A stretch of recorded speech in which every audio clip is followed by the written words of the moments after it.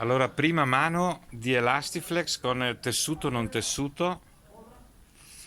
Parliamo di una terrazza di quasi 300 metri.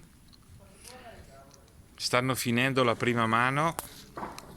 La ditta Mondi Multiservice.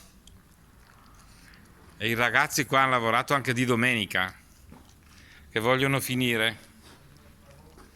Lavoro perfetto, a regola d'arte.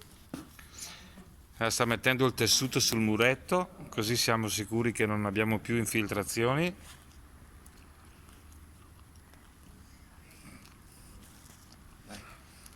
Sempre col prodotto Berner, l'Elastiflex.